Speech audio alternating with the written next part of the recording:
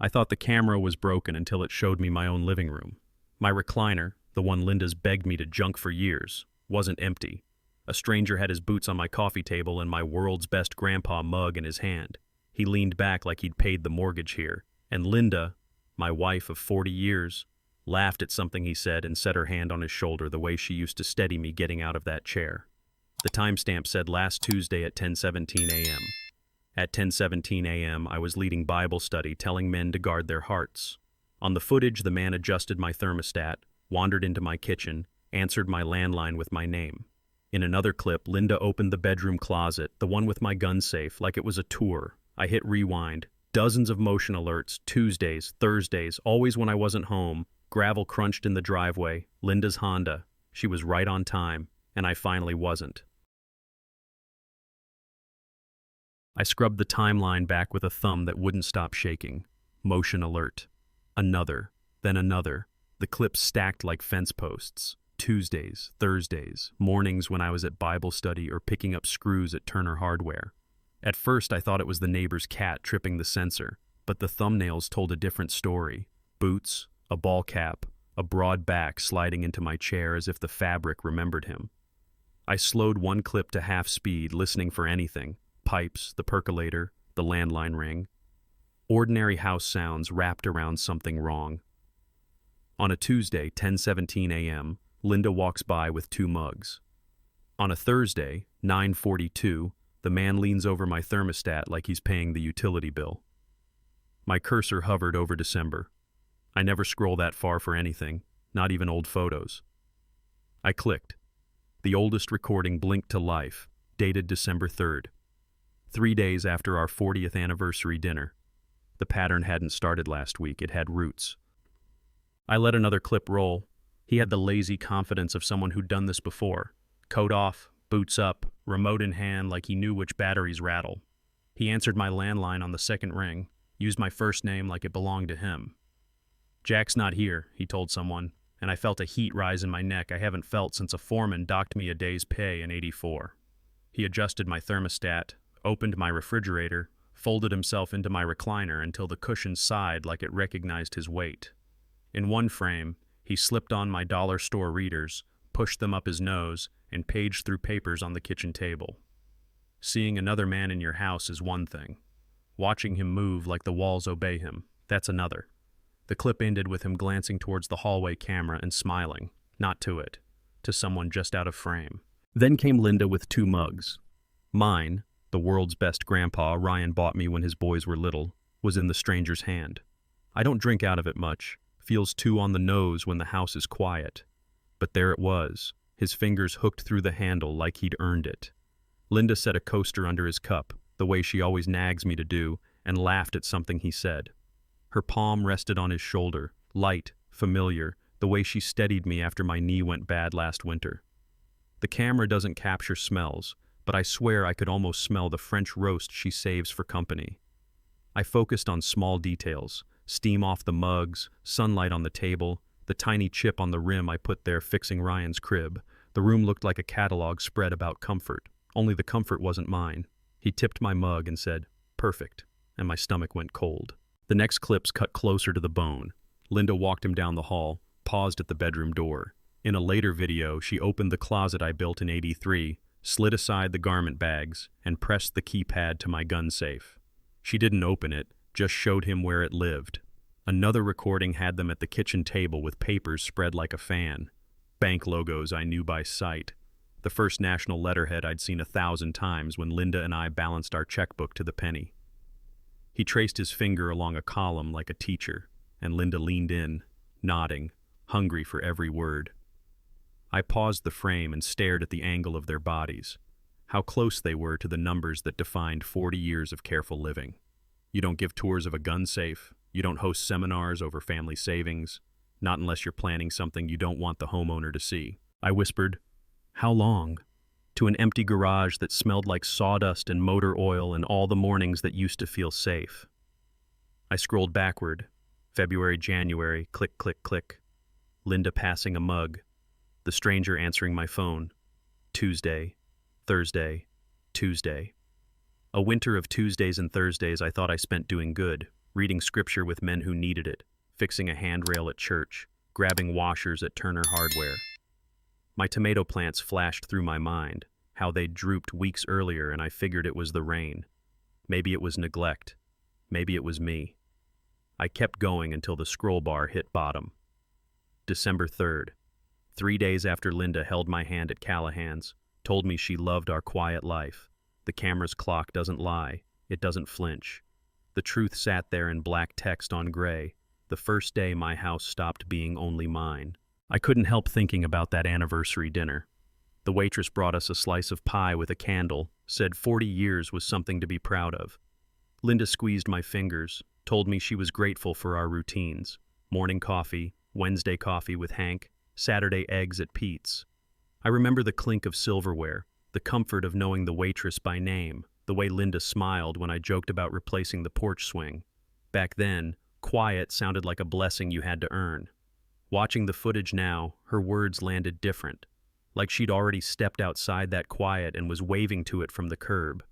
I replayed her face in the booth at Callahan's and compared it to the Linda in the clips. Brighter blouse, new perfume, that lively tilt to her head I hadn't seen in years. The contrast sharpened like a blade. In one life, she loved the calm. In the other, she craved the spark. Tires hissed on our gravel, right on schedule. I minimized the feed and opened my email, the old VA newsletter, my excuse when I don't want to talk. Her heels clicked across the linoleum, then down the wooden steps into the garage. She wore a blouse I didn't recognize, a color that belonged in a spring window at the mall, and she carried a scent that had never come from the drugstore. "What are you up to out here?" she asked, casual, eyes not quite meeting mine. "Just checking email," I said, keeping my voice even. I watched the tiny things older folks notice, a new ring, a fresh manicure, the way she angled her body so the computer screen sat just outside her line of sight. "How was shopping?" I asked. "Same old stores, nothing worth buying," she said, too light. "Might try Springfield next time." Springfield is an hour away, good cover for longer absences. My coffee tasted bitter. Maybe it was me. We did that married couple dance, the kind where you say regular words and dodge the real ones. She set her purse down, smoothed her blouse, kissed my forehead quick, a drive-by version of affection that used to linger. "New recipe tonight," she chirped, but her eyes kept sliding back toward the desk, toward the minimized window I could feel like a pulse. I asked about Linda from church, about Pete's special, about whether the Henderson kids were still riding their bikes after dinner. She laughed at the right spots, but it sounded like a recording from another year. Her phone buzzed face down on the counter. She flinched, just a hair, then stilled, like she'd practiced not looking. I told her, "Whatever makes you happy," and heard the hollowness as soon as it left my mouth. She nodded, grateful for the easy out. Upstairs, a cabinet door closed. In the garage, the email's blue links blurred. I realized we were both pretending not to know. When her footsteps faded, I maximized the feed again and let yesterday's clip fill the screen. I should have stormed up those stairs, slammed questions down like tools on a bench. That's how the younger me handled a bent joist or a crooked wall. Straighten it now, fix it fast. But this wasn't a board. This was 40 years of habits and shared drawers and a front porch we built together. I needed proof, not just suspicion. So I did the thing older men learned to do when anger could wreck the whole house. I sat still, and I watched. I watched that man's hand slide along my banister, the loose one Linda had asked me to tighten. I watched Linda lead him past family photos, toward the bedroom I painted the day we brought Ryan home from the hospital. I watched until my jaw ached. Then I slid the manila folder from the printer tray and started building a different kind of case, the kind you don't lose. I dug deeper into the footage the way I used to dig into a stubborn floorboard, slow, patient, not letting splinters scare me off. Clip after clip, I mapped out the house like a foreman walking a site. Hallway cam, kitchen cam, front porch. I dropped sticky notes on a legal pad. Dates, times, the way the light fell through the blinds. Tuesdays after Bible study. Thursdays after hardware runs. Always daytime, always when the neighborhood was quiet enough to hear a mail truck 2 blocks away. In one video, you can see dust float through a sunbeam like it's snow. It should have been a peaceful thing. Instead, it looked like the air itself knew a secret. The more I watched, the less I could tell myself this was a misunderstanding. He wasn't a delivery guy. He wasn't a handyman. He was a man at ease, and the house, my house, didn't fight him. That hurt more than I expected. Patterns don't lie. Any man who's packed a lunch pail for 30 years knows that. You learn the rhythm of a day: coffee, commute, clock in, clock out, and your bones keep time. The recordings fell into that same beat, 9:30 to 11:30 most days, sometimes stretching to noon. The stranger used the same path each visit: front door, living room, thermostat, kitchen, hallway. Linda appeared at minute 7 like she was arriving for a TV taping. I wrote it out like a work schedule and felt ridiculous that I hadn't noticed it sooner. I could tell you which board on our porch creaks in summer and which one pops in winter, but I missed a whole new routine right under my nose. I told myself the church needed me. I told myself the town did. Maybe that's true. But the house needed me too, and I hadn't been here to hear it call. I paused a kitchen clip and stared at the back wall. Something felt wrong, the kind of wrong you sense before you name it, like walking into a room and forgetting why you're there. Then it hit me. The wooden toolbox with my father's initials, JW, wasn't on the shelf. I built that shelf in '91 to fit the box like a glove. Empty. I rewound to last month.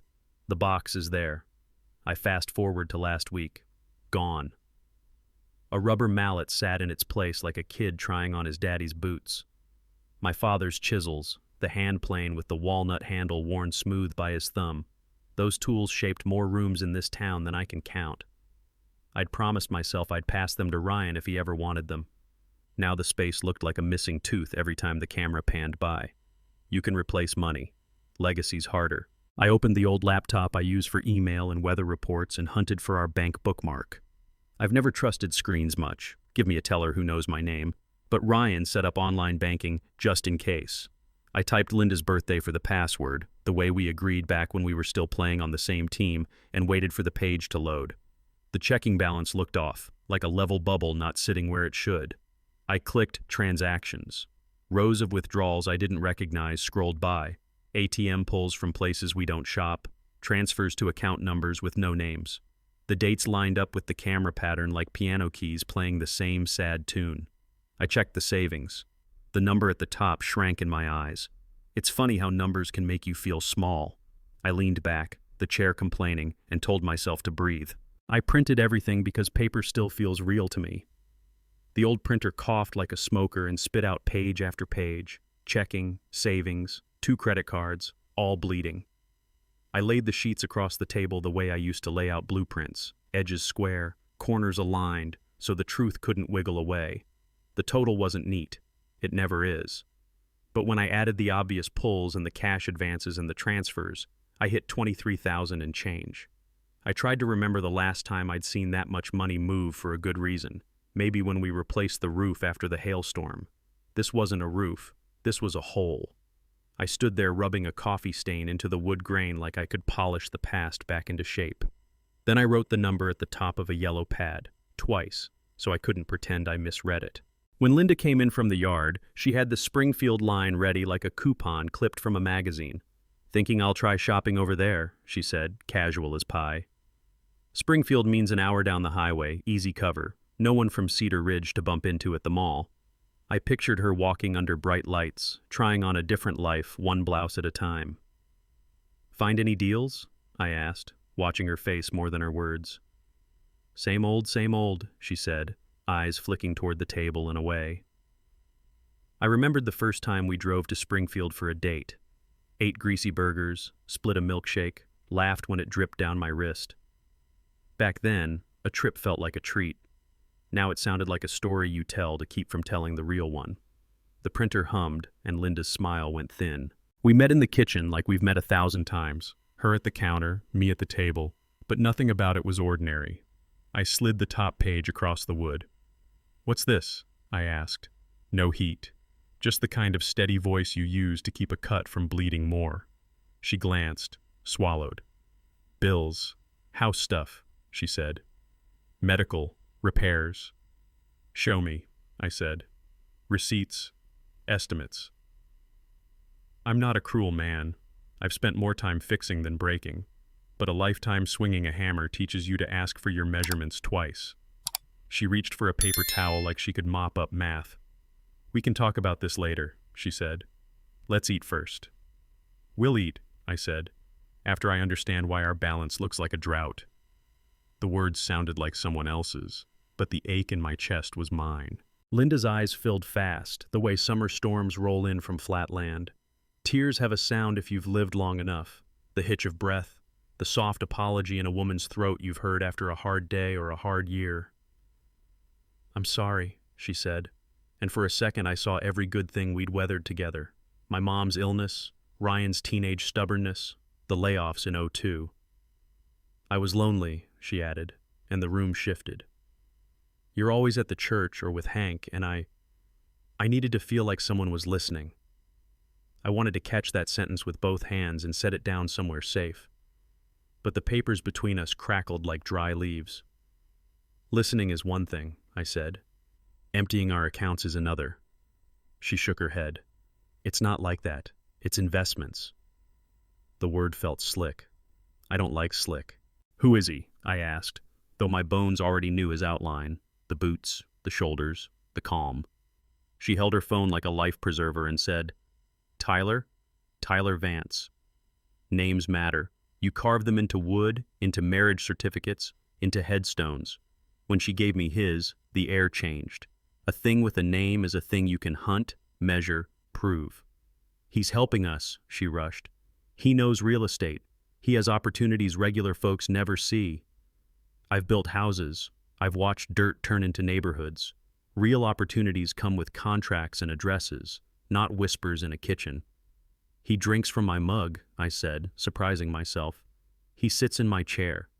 Jack, she said, and the way my name sounded in her mouth carried both guilt and a dare. The clock over the stove ticked louder, like it was leaning in to hear my answer. I pushed back from the table and felt my knees complain the way they do when a storm's coming. I need air, I said, and stepped onto the front porch where the boards remember my weight. The evening smelled like cut grass and grill smoke drifting from 2 doors down. Normal. A kid's bike clacked over a sidewalk crack. A dog barked at nothing. Life didn't know mine had split. I sat in the old rocker I built in '87 and let it find that rhythm my body trusts. Forward, back, until my heart matched it. I watched the sun slide behind the oaks and thought about men who fix things for a living. We don't shout first. We look. We measure. We choose the right tool. Inside, papers waited. So did a name. I pulled my phone, stared at Hank's number, and finally pressed call. You home? I asked when he answered. I've got a problem that needs witnesses. I called Hank because some problems need another set of eyes. He picked up on the first ring like men do who still keep a landline close. I told him I'd been seeing a stranger in my living room on camera, boots, ball cap, moving like he owned the thermostat. Hank went quiet the way veterans do when they start sorting facts. You seen a dark sedan by your place? He asked.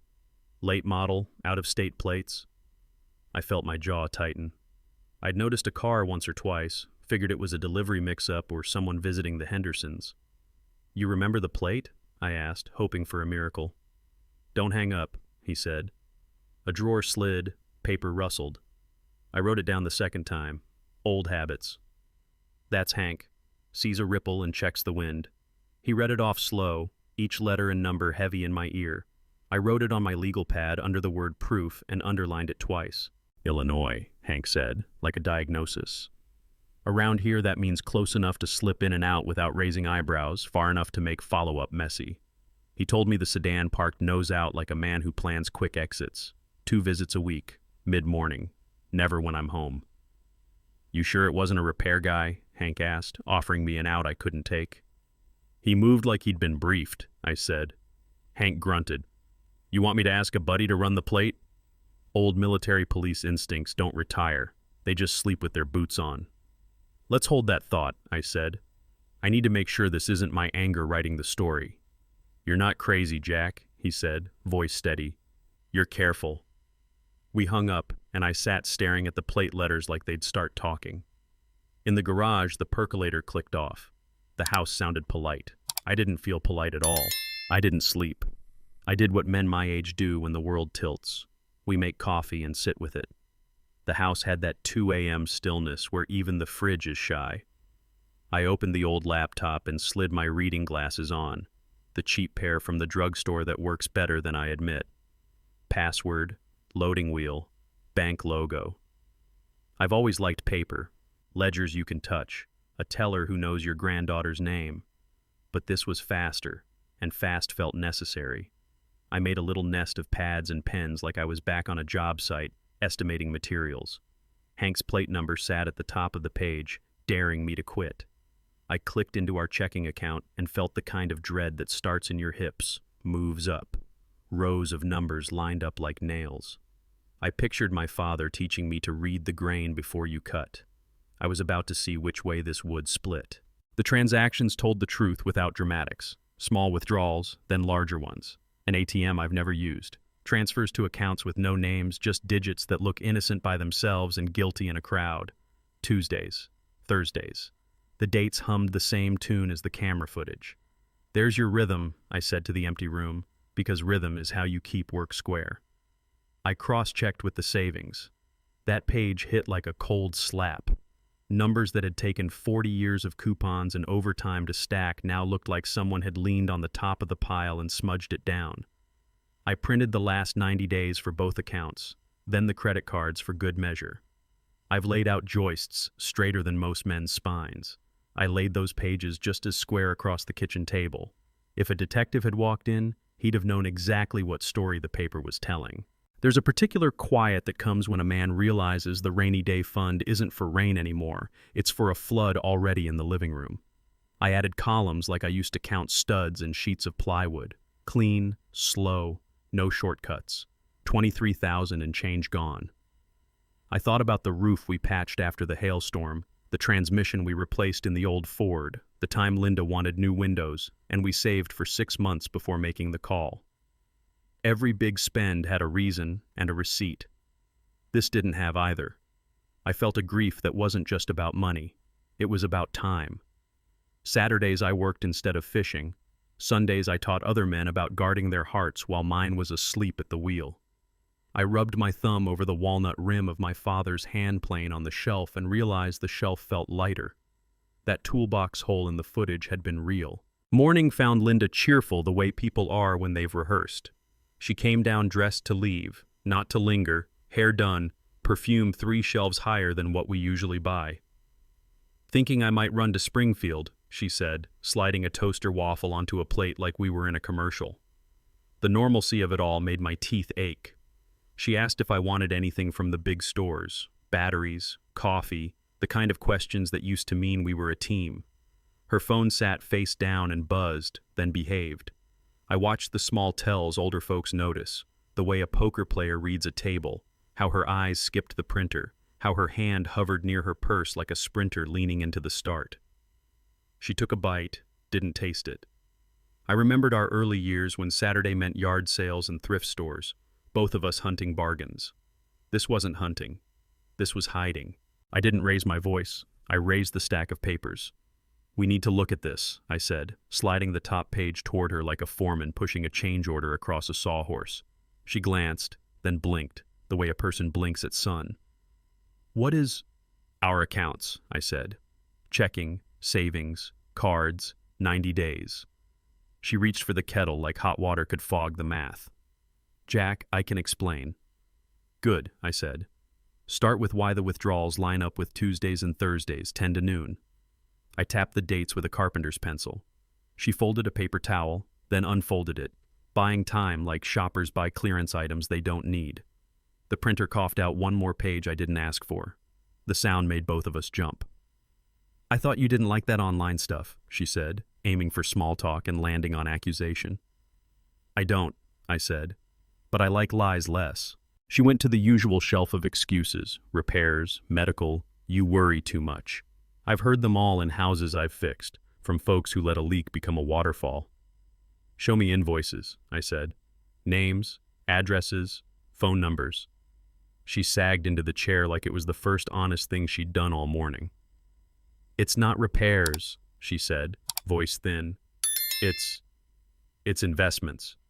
That word again, round and shiny, rolling off tongues to make bad ideas look sober. "A friend's been helping," she added. "He understands opportunities ordinary people miss."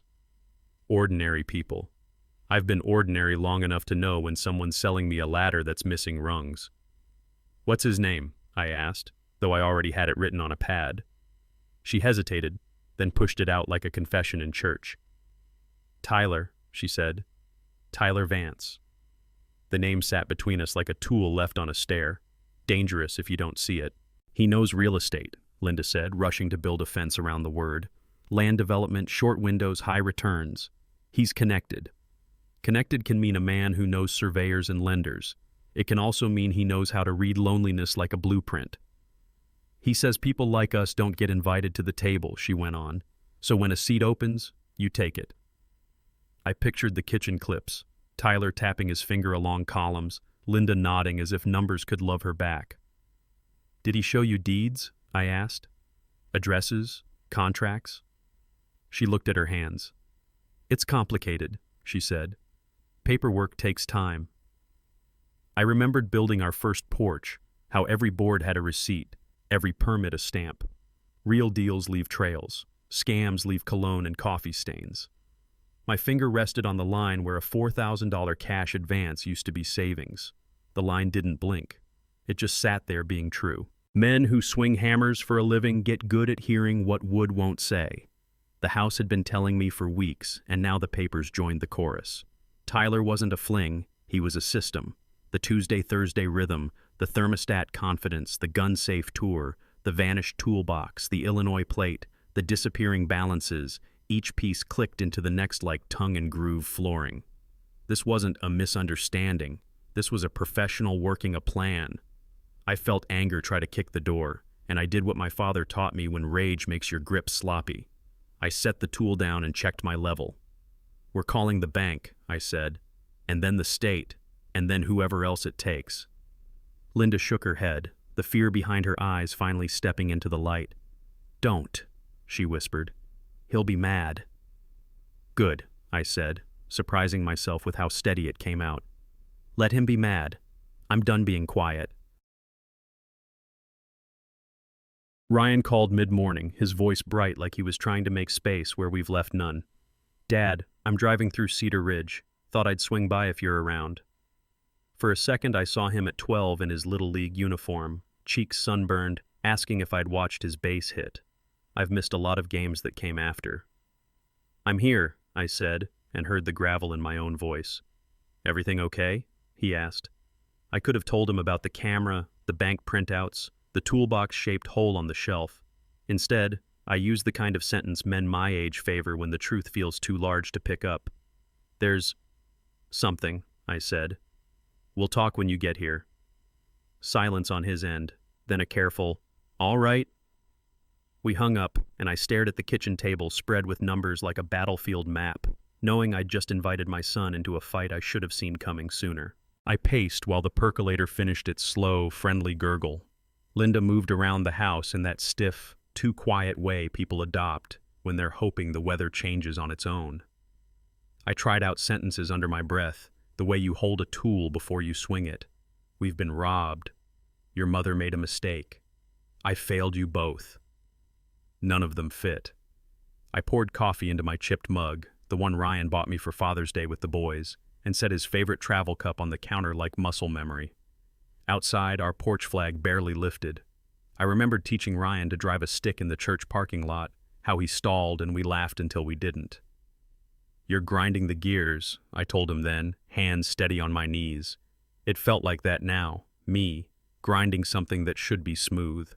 I decided I'd start simple when he came, simple and steady, let the paper do the shouting. Ryan pulled into the driveway with Murphy's barbecue in a paper sack and that edge lawyers get when they smell trouble. He hugged me one-armed, the way grown sons do when they're not sure there's room for both of you in a small kitchen. He clocked the manila folder, the neat rows of statements, the pencil lines where I'd added columns. His eyes swept the room the way mine sweep a job site. checking level, plumb, load. Linda came in from the hall, cheeks set, perfume sweet enough to make the air feel different. "Hey, Mom," he said, cautious. The three of us stood there like a triangle that had lost its angles. "Let's sit," I said, pointing to chairs we'd filled 1,000 times for birthdays and burned lasagnas and talk about mortgages. I wanted to say, "This is still home," but the words stuck. Ryan set the barbecue down like it might break if he breathed wrong. Then he looked straight at me and waited. He didn't start with blame or small talk. He pointed at the top sheet, checking account, last 90 days, and asked, "What is this?" His voice wasn't loud, but it was the kind that stops a room. I looked at my son and saw a man who argues for a living and a boy who once asked if monsters were real. "Transactions," I said, and the word sounded small. "Not ours." He scanned faster than I ever could, tapping dates, circling amounts with his finger. "Why do these line up with Tuesdays and Thursdays?" he asked. His eyes flicked from me to Linda and back. "Dad?" The last time he used that tone, he'd broken a window with a foul ball and was waiting for my verdict. "I need the story," he said.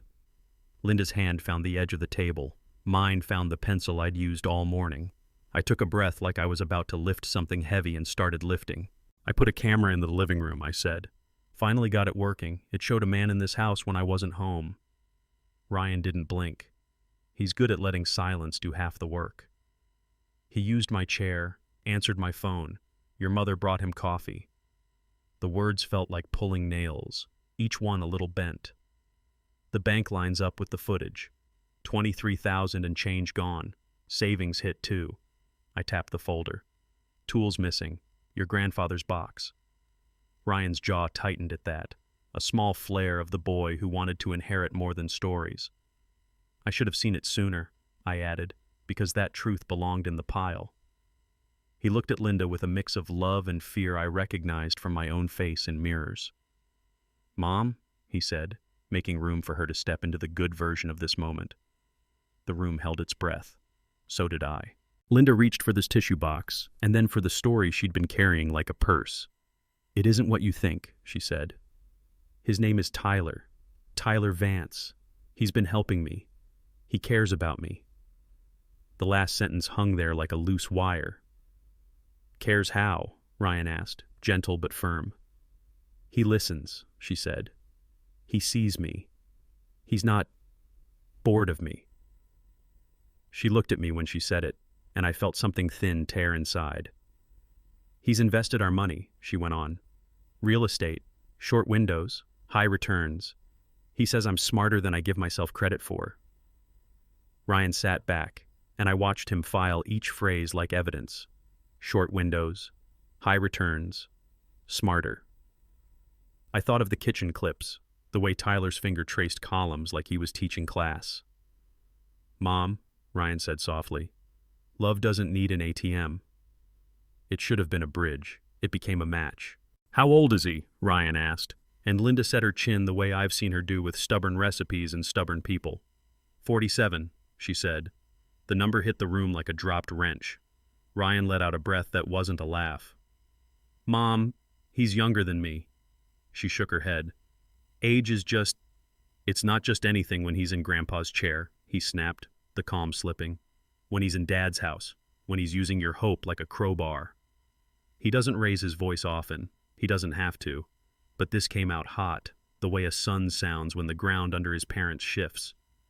"This guy isn't your future. He's a payday."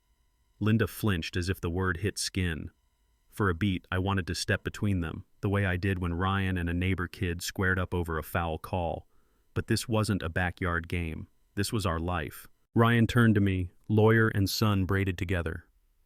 "We're calling the bank to flag everything," he said. "Then the state attorney's office. Maybe the highway patrol. This fits elder fraud, wire fraud, theft by deception." I'm not fond of big words that land like bricks, but these felt like the right bricks to build a wall. "Dad, do not talk to this man," he added. "Mom, you do not meet him. You do not text him. You do not explain." Linda's eyes flashed. "You can't tell me." "I can advise you," he said, voice cool again. "And I can protect my father." It was the first time in a long time I heard protection aimed at me from him, and it landed in a part of my chest I thought was retired. He pulled out a yellow legal pad and started a list. Banks, passwords, accounts, names. I've drawn up cut lists with less purpose. He was building a case for us. Linda's tears changed.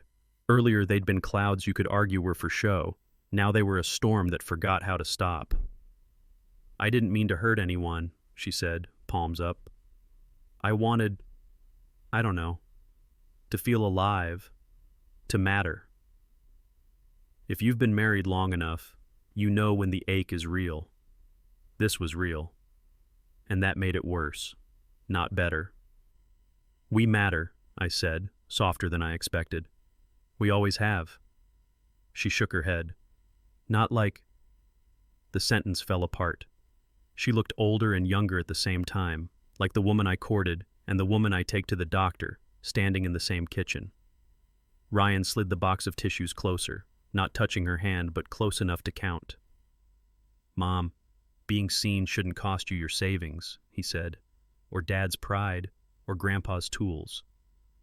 The last one broke something. She covered her face. The house listened.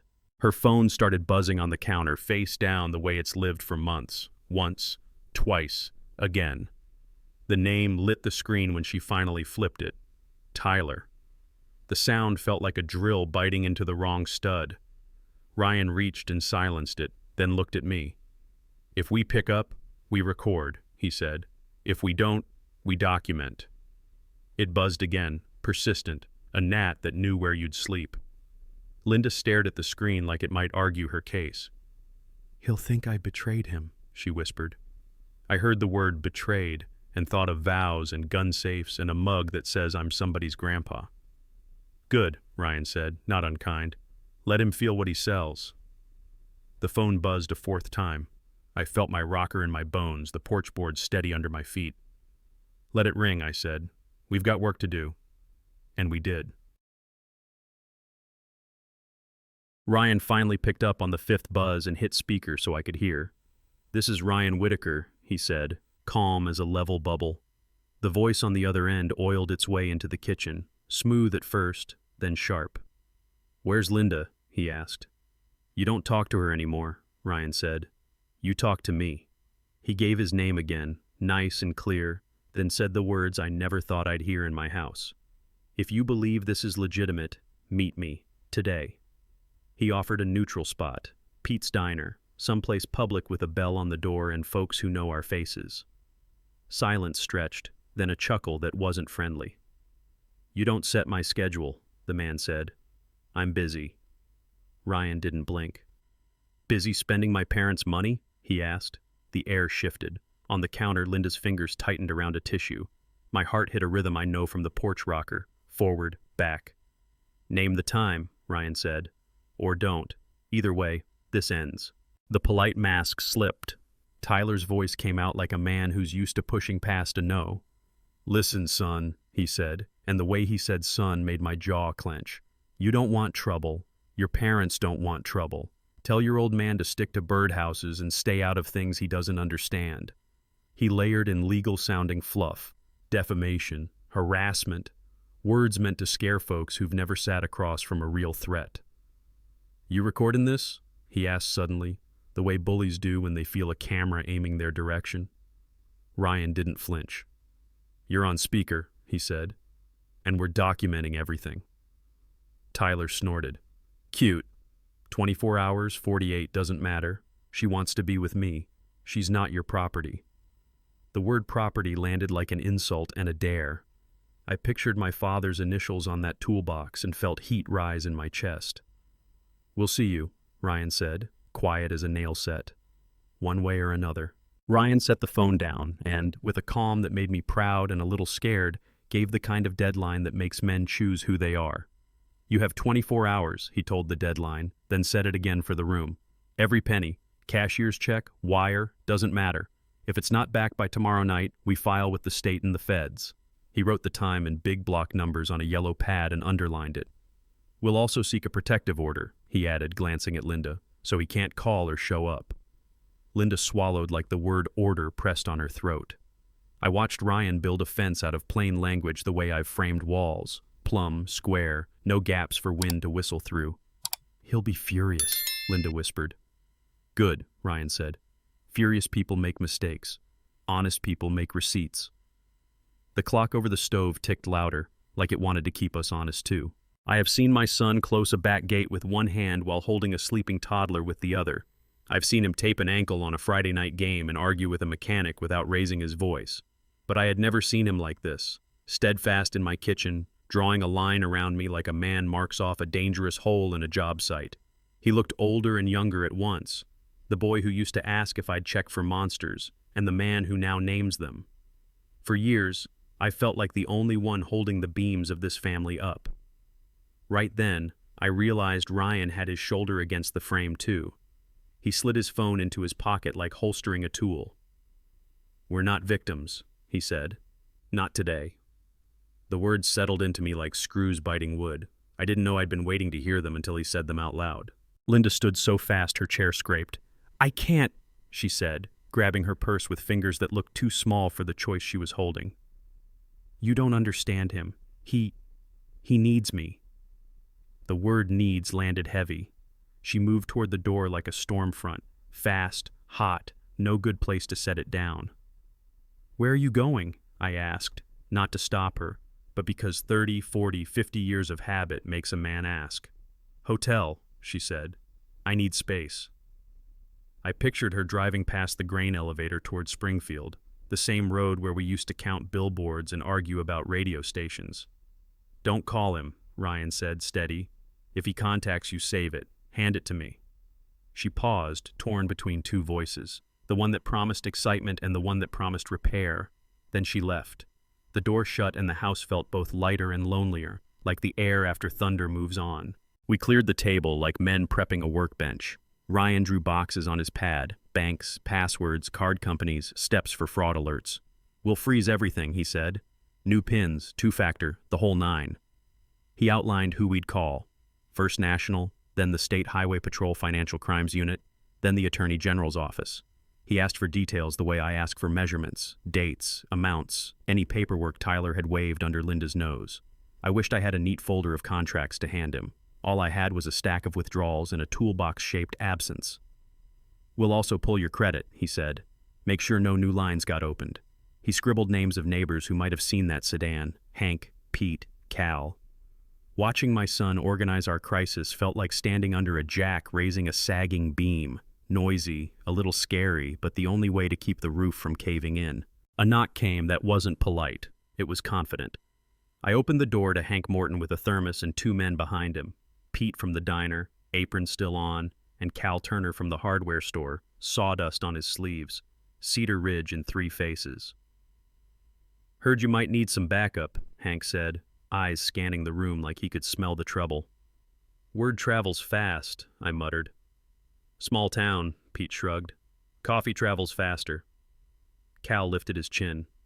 You know I'll stand where you need me. We laid out the broad strokes. Camera, money, a man who moved like he belonged. Hank tapped the legal pad where the license number sat. I've got a buddy still in the game, he said. If we need to run that plate, we will. Ryan nodded, then looked at me. They're witnesses, Dad, and deterrents. I felt my spine straighten just seeing them. Sometimes strength is a crowd on your porch. We didn't have to wait long. A late-model sedan with Illinois plates rolled up our drive like it had done it before. The engine cut. The driver's door opened slow. Tyler Vance climbed out, a gym body in a salesman's shirt, tan lines more job site than boardroom. He walked up our steps like he owned steps in 100 towns. He didn't knock like a guest. He knocked like a bill collector. Ryan moved to the door and opened it without giving way.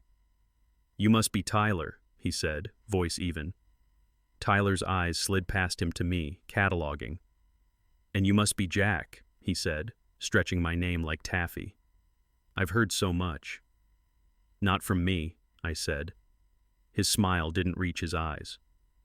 Let's not make this ugly in front of the neighbors, he said, as if ugliness hadn't already sat on my couch and sipped my coffee.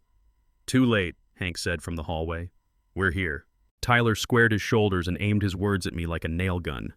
Jack, you and I both know what this is, he said, voice dropping into a confidential purr. Your wife is lonely. You're angry. I get it. Retirement's tough. Men like you fade. She needed someone to see her. He shifted to pity like he'd practiced it in a mirror. When's the last time you took her somewhere, told her she was beautiful? Each question swung at soft spots older men carry like old injuries. I felt the sting and then felt something harder underneath. When's the last time you showed a deed? I asked. A contract? An address? His mouth tightened. Ryan kept his body between us, steady as a stud. This isn't a marriage problem, he told Tyler. It's a criminal problem. Tyler's eyes flicked to Hank, to Pete, to Cal on the step, measuring the room the way predators measure herds. For the first time, his confidence wobbled. Hank stepped onto the porch, metals from another life glinting just enough to say he's been in rooms hotter than this. You're done here, he told Tyler, not loud, just final. Pete and Cal didn't posture. They simply stood the way men stand when a friend needs a wall. Tyler looked past us toward his car, his pretty tan suddenly pale at the edges. This isn't over, he said. Linda will call me. Ryan lifted his phone. Every call from you now is evidence, he said. Every step onto this property is trespass. I added, and every minute you wait to return our money makes your time in court longer. Tyler's jaw worked, looking for a comeback that would land. None did. He backed down the steps slow, like a man who just noticed the porch boards are solid. Tell her I'll be waiting, he tossed over his shoulder. She has my number. So do the police, Hank said. The sedan's taillights blinked red and disappeared. Silence took a breath. Then we went back inside and got to work. After Tyler's taillights vanished, Hank poured coffee and lowered his voice like a man telling bad weather news. He's been sniffing around other porches, he said. Widow on Maple, retired teacher near the elementary, asked about when folks are home, who handles the money. I felt the porch under me change, from my front steps to a town square. Hank flipped open that little notebook he carries, the one with grease on the spine. Same sedan, same time of day, same soft pitch. I pictured the widow counting pills at her kitchen table, the teacher clipping coupons by the window. I thought about the way predators test a fence before they jump it. The ache in my chest wasn't just mine anymore. So it's not just us, I said, and the words were both a relief and a punch. Ryan nodded, already moving. Then we don't just fight for us, he said. We fight for all of them. That changed everything. Once you see the pattern, you can't unsee it. I stood at my window and looked down the block. Pete's flag snapping, Cal's truck idling, Mrs. Patterson watering roses, and realized our whole town was inside the same house with the same door unlocked. Cedar Ridge is the kind of place where people still wave from porches and bring a casserole when a hip gets replaced. We know birthdays and bad knees. Those good habits can be weaknesses if the wrong man learns our rhythm. Tyler had learned it. I felt that old job site feeling rise, the one you get when you find rot in a beam. You can paint over it, or you can brace, cut, and replace. We brace, I told Ryan, and he answered with a plan. Calls, lists, names. Hank clapped my shoulder. You're not alone in this, he said. The rocker creaked behind me, steady as breath. It sounded like grit. It sounded like the town saying, all right then. Ryan called the state before the coffee cooled. Missouri Attorney General's office, he said into the phone, voice crisp. He asked for the consumer protection folks, then the unit that handles elder fraud. He used plain words, no puff, no drama, just dates, amounts, a license plate from Illinois, and a timeline a carpenter could read. He wrote down case numbers, the names of 2 investigators, and what they needed from us by sundown. Bank statements, the camera clips, a list of anyone Tyler approached. He called the State Highway Patrol next, Financial Crimes Desk, and laid the same track. I watched him stack information like studs, evenly spaced so the drywall won't bow. Dad, we'll also give the county prosecutor a heads up, he said, already scrolling his contacts. Early is better. Documentation beats memory. He handed me a legal pad. Write your story while it's fresh, every detail. I've drawn more cut lists than I can count. I started writing. In a small town, word moves like wind through corn. By supper, Pete had told 3 regulars at the diner, who told their sisters, who told the ladies at church, who told the widow on Maple. Phones rang, coffee brewed, stories came out of hiding. A retiree from the school district said a financial advisor had charmed her at the pharmacy. A mechanic's aunt had sold coins from her late husband's jar for a can't-miss flip. Each tale carried the same fingerprints: daytime visits, borrowed trust, fast promises, no paperwork. Hank's buddy called with a quiet favor. The plate matched a man with a different last name 2 towns over. Ryan built a contact sheet as long as a fence. He asked each person the same simple questions: when, where, how much. Did he show proof? The answers stacked like lumber on a yard, straight, undeniable. By dark, we weren't one angry family. We were 6 households with a single story. Court day came fast and slow, the way storms roll in after heat. I shaved close and put on the suit that smells like weddings and funerals, then stood in a bathroom mirror trying to keep my hands from shaking. The county courthouse felt bigger than I remembered, though I've helped rebuild its steps twice after winters cracked them.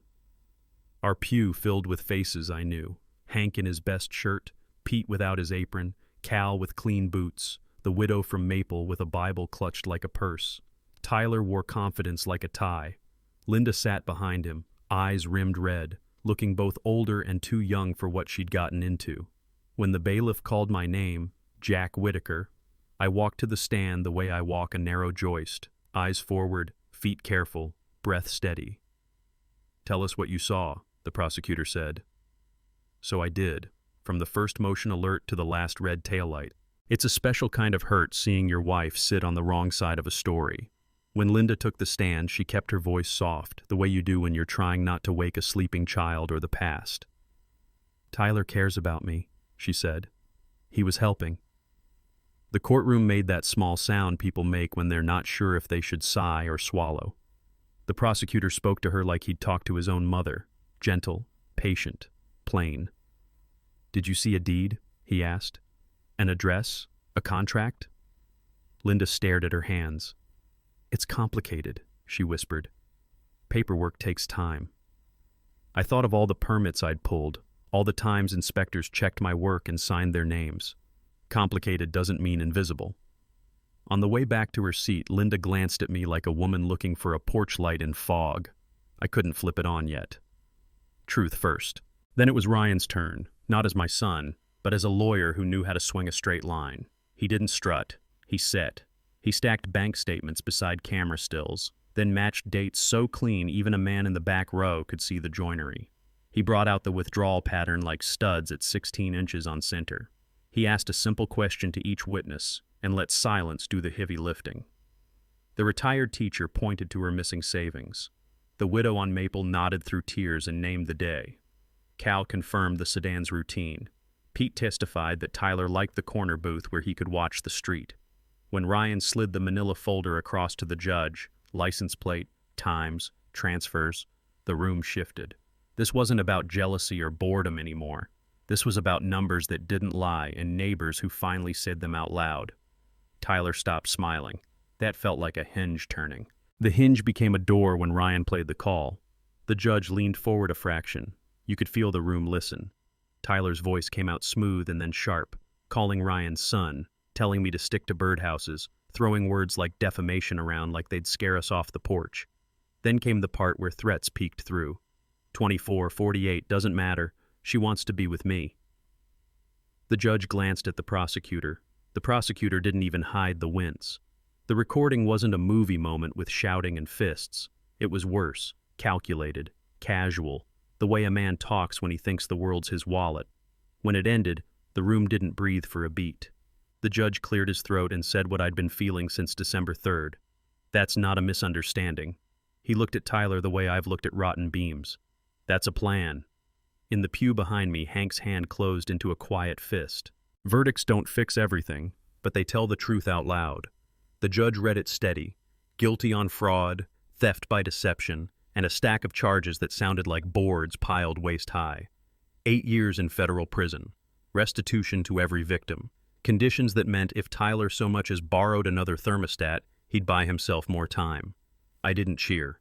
Cedar Ridge doesn't cheer at funerals or hard-won justice. We nod. We breathe. We help each other down the steps. Linda didn't look at me when they led Tyler away.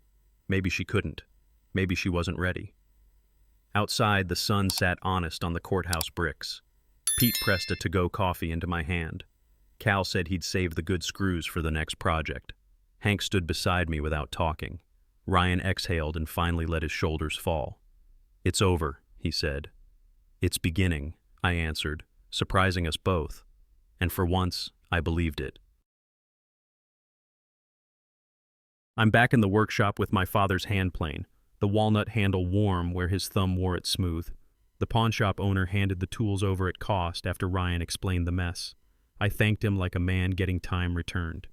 The coffee percolator ticks in the corner, same as it has for 20 years, and sawdust floats in the light like good snow. Ryan comes by most Saturdays now, leaves his own tools on my bench so I know he's coming back. We sand in companionable quiet, and the house feels less hollow. Here's what I've learned. Trust can be stolen when you leave it lying around, but it becomes strength when you place it in hands that carry it like duty. I'm just an old carpenter in Cedar Ridge, and that lesson cost me, but it paid for my backbone. If you've lived through a break like mine, tell me, what would you do now? Forgive or move on? Drop "fix it" or "let it go" in the comments, and tell me why.